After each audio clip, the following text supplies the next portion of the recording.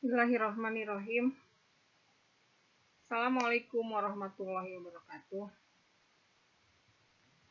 Alhamdulillahirrabbilalamin. Wassalatu wassalamu ala asrafil anbiya'i wal mursalin wa ala alihi wa sahbihi ajma'in. Asyhadu an la ilaha illallah wahdahu la syarikalah wa asyhadu anna Muhammadan abduhu wa rasuluh. Segala puji bagi Allah yang telah menciptakan manusia dalam bentuknya yang sempurna dan telah menurunkan Al-Quran kepada Rasul-Nya agar manusia hidup mengikuti petunjuk Allah dan agama yang benar, agama Islam. Aku bersaksi bahwa tiada Tuhan selain Allah, Maharaja yang benar, dan aku bersaksi bahwa Muhammad adalah hambanya dan Rasul-Nya, Nabi terakhir dan penutup semua Rasul. Wa ba'du, sesungguhnya manusia dituntut untuk mengabdi kepada Allah yang maha bijak dalam segala aturannya dan mengikuti sunnah Rasul-Nya dalam seluruh aspek kehidupannya. Allah Subhanahu wa Ta'ala telah berfirman, A'udzubillahi minasyaitonirrajim, yang artinya, sesungguhnya engkau Muhammad telah memiliki akhlak yang agung. Tiada seorang pun yang lebih takwa daripada Rasul yang lebih sempurna akhlaknya daripada beliau. Demikianlah akhlak yang diajarkan Allah melalui Rasulullah Shallallahu Alaihi Wasallam. Dalam kesempatan ini, Bu Iin akan membahas perbuatan sunnah sehari-hari. Perbuatan sunnah sehari-hari di semester 5 ini adalah perbuatan sunnah sehari-hari yang sudah jarang sekali kita lakukan. Ada beberapa perbuatan sunnah sehari-hari yang jarang dilakukan oleh muslim. Sunnah adalah segala sesuatu yang diriwayatkan dari Rasulullah Shallallahu Alaihi Wasallam, baik perkataan, perbuatan ataupun persetujuan.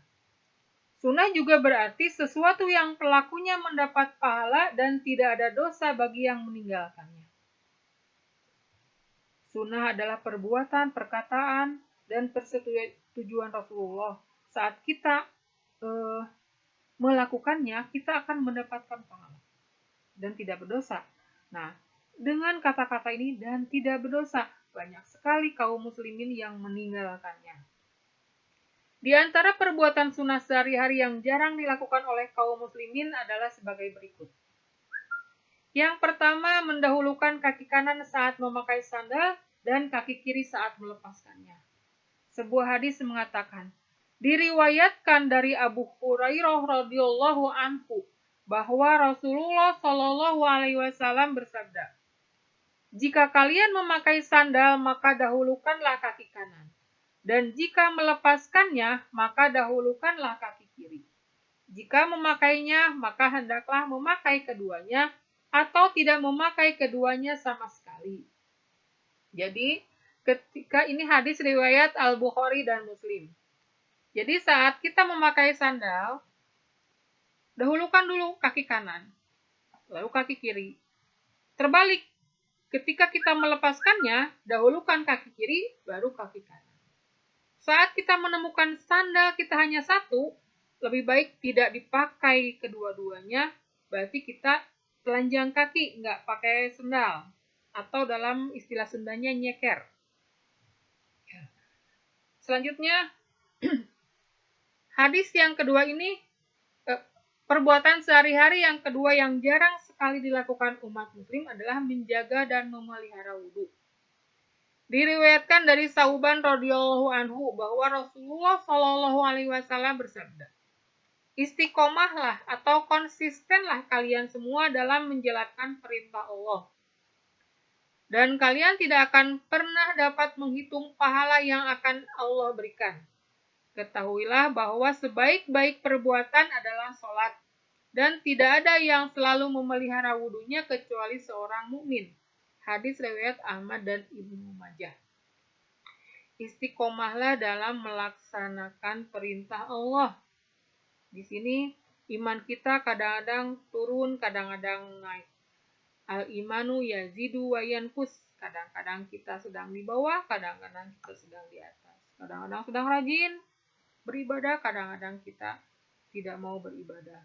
Nah, di sini Hadis ini mengatakan konsistenlah, istiqomahlah dalam menjalankan perintah Allah, termasuk dalam melakukan sunnah-sunnahnya. Di sini menjaga dan memelihara wudhu itu akan menjaga kita dalam kekonsistenan, akan menjadikan kita istiqomah dengan menjaga dan memelihara wudhu. Di sini juga dikatakan bahwa hanya orang yang mukmin, mukmin itu adalah orang-orang yang beriman yang bisa menjaga wudhunya. Masihkah kita mau dikatakan orang-orang yang beriman? Insya Allah, kalau kita bisa menjaga wudhu, kita akan selalu istiqomah dalam menjalankan perintah Allah. Yang ketiga, bersiwak atau menggosok gigi dengan siwak. Nah, di sini diriwayatkan dari Aisyah radhiyallahu anha bahwa Rasulullah Shallallahu alaihi wasallam bersabda, siwak dapat membersihkan mulut dan sarana untuk mendapatkan ridho Allah. Hadis riwayat Ahmad dan An-Nasai. Kemudian Rasulullah Shallallahu alaihi wasallam juga bersabda, andai kata tidak memberatkan umatku, niscaya aku memerintahkan mereka untuk bersiwak setiap kali hendak sholat. Hadis riwayat Al-Bukhari dan Muslim. Bersiwak disunahkan setiap saat, tetapi lebih sunnah lagi saat hendak berwudu, sholat, membaca Al-Quran, saat bau mulut berubah, baik saat berpuasa ataupun tidak, pagi maupun sore saat bangun tidur dan hendak memasuki rumah. Dalam berbagai kesempatan ternyata siwak disunahkan oleh Rasulullah. Bersiwak merupakan perbuatan sunnah yang hampir tidak pernah dilakukan oleh banyak orang, kecuali yang mendapatkan rahmat dari Allah Subhanahu wa taala. Yang mendapatkan rahmat di sini adalah yang mendapatkan kasih sayang Allah Subhanahu wa taala. Andaikan kita mengharapkan kasih sayang Allah Subhanahu wa taala, kita tidak akan meninggalkan perbuatan sunnah sehari-hari. Oleh sebab itu, belilah kayu siwak untuk dirimu dan keluargamu, sehingga kita bisa menghidupkan sunnah ini kembali dan niscaya akan mendapatkan pahala yang sangat besar. Untuk yang keempat adalah perbuatan sunnah yang jarang dilakukan adalah sholat istikharah. Sholat istikharah ini diriwayatkan dari Jabir radhiyallahu anhu bahwa ia berkata, Rasulullah Shallallahu alaihi wasallam mengajarkan kepada kita tata cara sholat istikharah untuk segala urusan. Sebagaimana beliau mengajarkan surat-surat Al-Quran kepada kami. Hadis riwayat Al-Bukhari.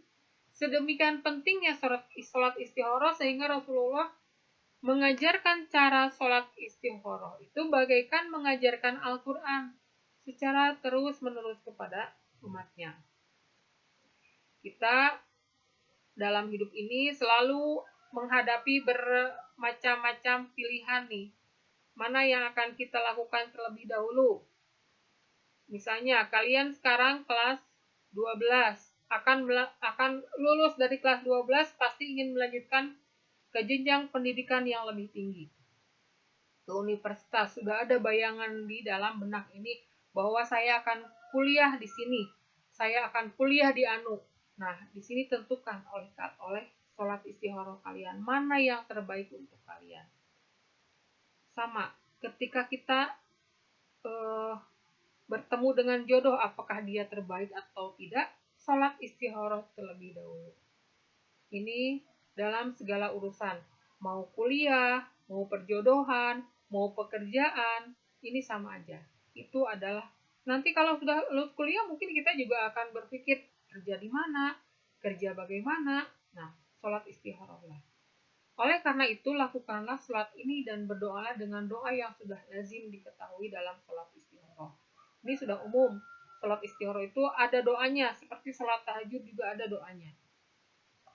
Yang kelima adalah berkumur-kumur dan menghirup air dengan hidung dalam satu cidukan telapak tangan ketika berwudu.